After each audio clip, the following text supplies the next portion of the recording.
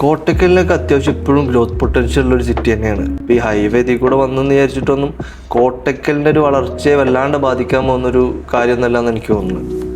അതെ, ഇപ്പോൾ ഈ ആയുധശാലയുടെ ഒക്കെ ആവശ്യത്തിനായിട്ടാണേലും അറബ്സിൻ്റെയും മറ്റ് ഫോറിനേഴ്സിൻ്റെയൊക്കെ കടന്നു വരവ് ഇവിടെ തുടർന്നുകൊണ്ടേയിരിക്കും. പണ്ട് മുതലേ ഉള്ള ഒരു കാര്യം തന്നെയാണ്. അപ്പോൾ ശരിക്കും ഇപ്പോൾ ഈ പറഞ്ഞ പോലെ തന്നെ ഇപ്പം ഇവരൊക്കെ കണ്ണിലിപ്പോൾ കേരളത്തിനെ റെപ്രസെൻ്റ് ചെയ്യുന്ന സ്ഥലം ചിലപ്പോൾ കോട്ടക്കലായിരിക്കും. അപ്പോൾ ഇവർക്കൊക്കെ നല്ലൊരു എക്സ്പീരിയൻസ് പോലെയൊക്കെ നമുക്കിവിടെ ക്രിയേറ്റ് ചെയ്യാവുന്നതാണ്. ഇപ്പോൾ ഈ നല്ലൊരു എനിക്ക് തോന്നുന്നത് ഈ ചെങ്കുവട്ടി തൃശ്ശൂർ റൂട്ടിലൊക്കെ നല്ലൊരു ഫുഡ് സ്ട്രീറ്റൊക്കെ, അതായത് അറബിക്കും നമ്മളെ മലബാർ കൾച്ചറും കൂടെ ബ്ലെൻഡ് ചെയ്യുന്ന രീതിയിൽ നല്ലൊരു ഫുഡ് സ്ട്രീറ്റ് ഹൈജീനിക് ആയിട്ടൊക്കെ ഇവിടെ സെറ്റ് ചെയ്ത് കഴിഞ്ഞ് കഴിഞ്ഞാൽ അവർക്കും നമ്മളെ നേറ്റീവ്സിനൊക്കെ നല്ലൊരു എക്സ്പീരിയൻസ് പോലെ ഇവിടെ ചെയ്യാൻ പറ്റും. അപ്പോൾ ഇതുപോലൊക്കെ ഇപ്പോൾ നമ്മളെ പ്രൈവറ്റ് സെക്ടറിനും അല്ലെങ്കിൽ മുനിസിപ്പാലിറ്റിക്കൊക്കെ ചിന്തിക്കാവുന്ന കാര്യങ്ങൾ തന്നെയാണ്. കാരണം ഇവിടെ എന്തായാലും എക്സ്പാൻഡ് ചെയ്തുകൊണ്ടിരിക്കുന്ന ഒരു ഏരിയ തന്നെയാണ്. ഒരിക്കലും ഇപ്പോൾ എന്താ പറയുക, കോട്ടക്കലിൻ്റെ ഒരു ഗ്രോത്ത് പൊട്ടൻഷ്യൽ ഒരിക്കലും ഇത് കുറയുന്നില്ല.